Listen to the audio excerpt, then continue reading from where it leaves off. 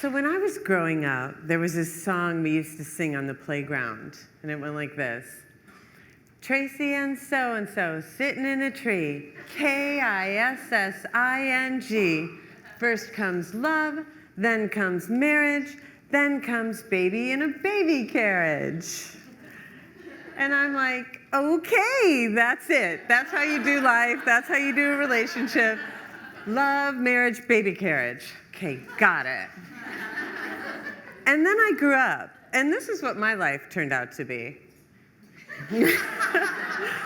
Slightly more complicated, right? Love, marriage, divorce, dry spells. Love, marriage, co-parenting, another marriage, another divorce. You get the picture.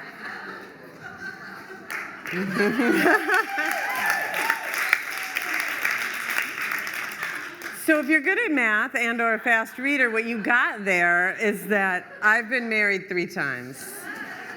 Yep, 3. And divorced. And what that's supposed to mean is that I am a total failure at relationships. And that is one way to look at it, but not the only way. Because what I think really happened is that I kept marrying the wrong person. Now, it's not that I didn't, it's not that I chose bad guys. My first 2 husbands were amazing men who are now married to wonderful women who aren't me. And my 3rd husband, well, we're friends on Facebook now. So all's well that ends well, right? After the collapse of my 3rd marriage in 2005, I realized that I had been marrying everyone in sight except the one person that I really needed to marry in order to have a great relationship. And that once I married that person, all of my relationships would be successes, even the failures. The so-called failures, actually. So since we're talking today about women inventing, I want to talk about inventing relationship. And what I've found through a lot of trial and obviously many, many, many errors to be the thing that has transformed my life in love. And that is this idea of marrying yourself. So what does it mean to marry yourself? It's a big idea. It's as big as marriage itself, except if I could just summarize it, it would be that you enter into a relationship with yourself and then you put a ring on it. In other words, you commit to yourself fully. And then you build a relationship with yourself to the point where you realize that you're whole right now. That there's no man, woman, job, circumstance that can happen to you that's going to make you more whole, because you already are. And this changes your life. So by now, I'm sure at least some of you are wondering why you should be listening to a 3-time divorcee talk about marriage, even to herself. And I understand that. And here's what I have to say about that.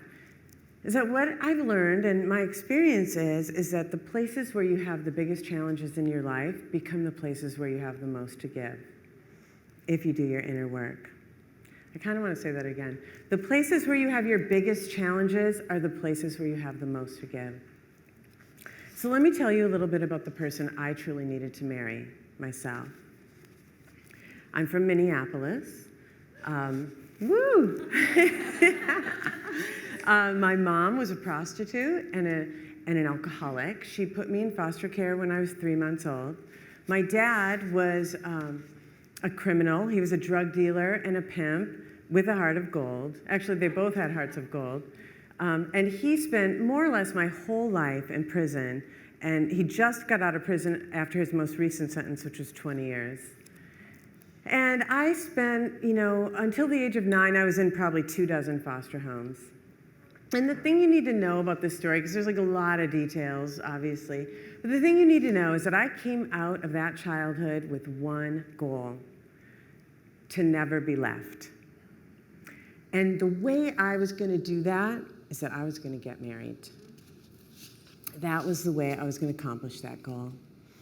So I got married the first time to a guy I met when I was 17. We got married a couple years later. When I was 19, he was a really good guy from a great family. He had an MBA. I mean, it was like, it was like marriage material. And, I was thrilled. I was like, I have a family, I belong somewhere, this is wonderful. And then after 5 years, I left him.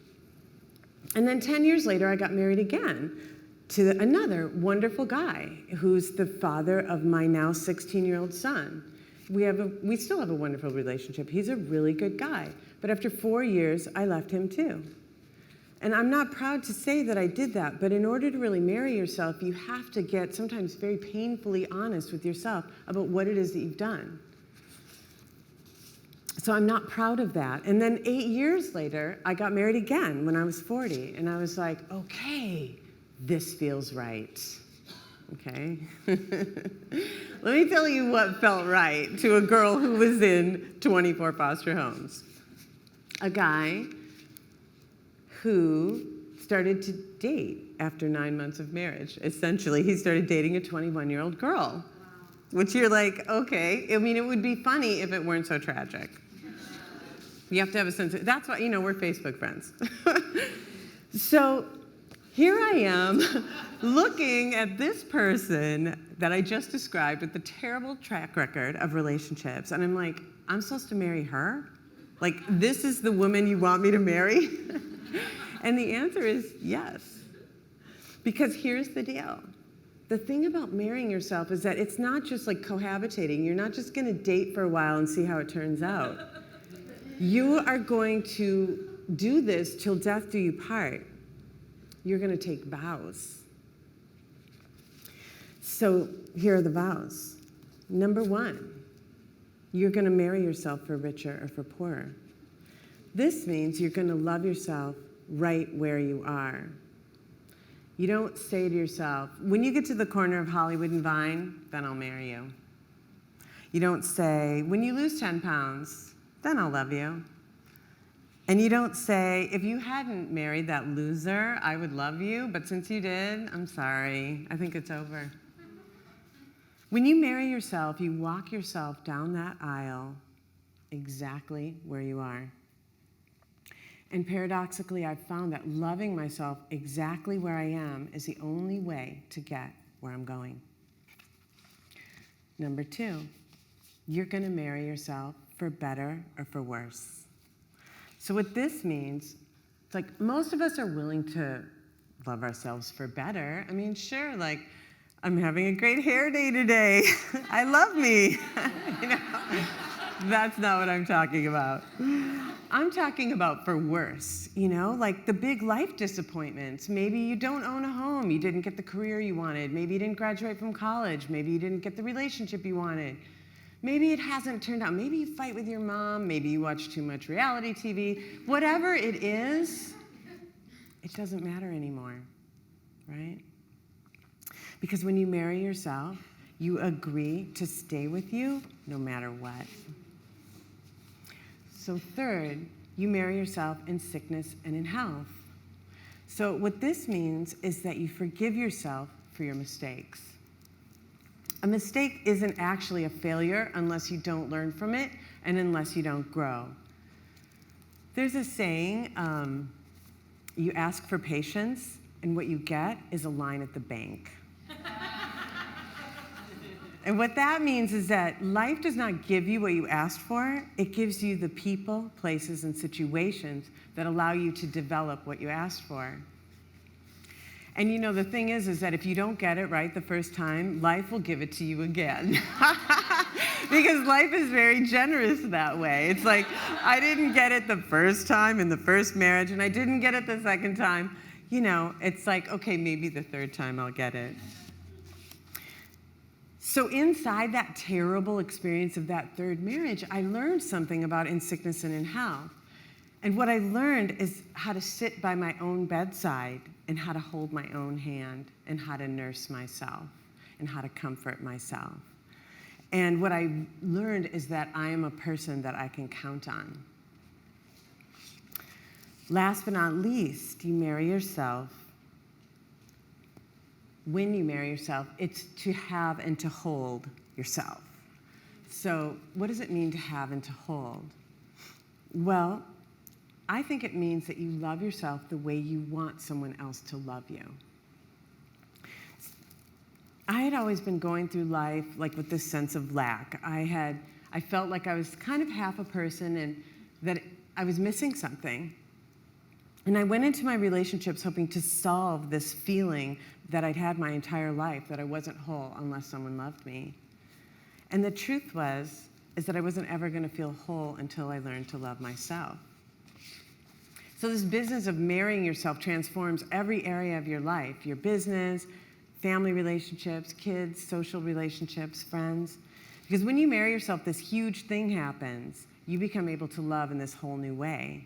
You become able to love other people right where they are for who they are, the same way you're already loving yourself. And of course, this is what the world needs more of. So when I married myself and I realized that I already had everything I needed, I started seeing it as my job to basically just light up my little corner of the world. You know, that's my new job.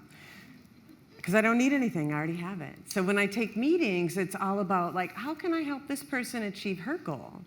And when I'm in my social communities, it's like, what can I bring to this that only I can bring? And when I go on dates, it's like, how can I just discover another person, maybe for just 1 hour? Which of course brings me full circle. Because people always ask me about my love life, you know? They want to know. And, you know, the answer is I'm still working on it, aren't we all, you know? So this is where I am right now. About 3 months ago, I went on a first date.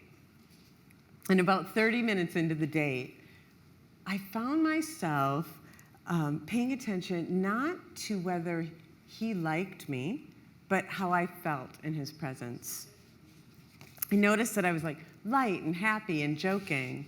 And as I reflected on the date afterward, I was like, wow, I got really excited. I'm like, look, this is how committed I am to myself. I'm not even on this date trying to like get someone to like me. You know, I'm more interested in how I feel about me than how he feels about me. Not because I'm selfish, but because the only relationship I'm ever going to have with another person is the one that I'm already having with myself. I'm just going to have it with them now. So it turned out he liked me, you know, and we're still together, and it's cool and amazing, you know, but like I've been married 3 times, so slow down. You know? The thing is, I'm not trying to get security from him through marriage. And God forbid, a baby carriage.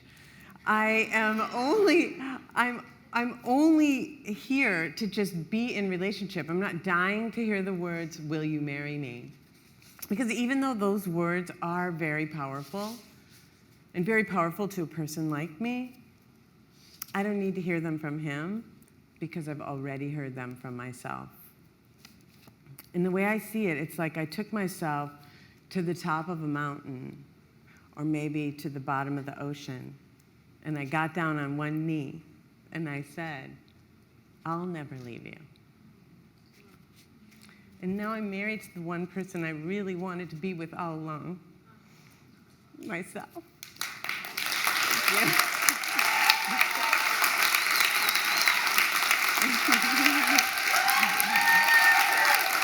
Yes.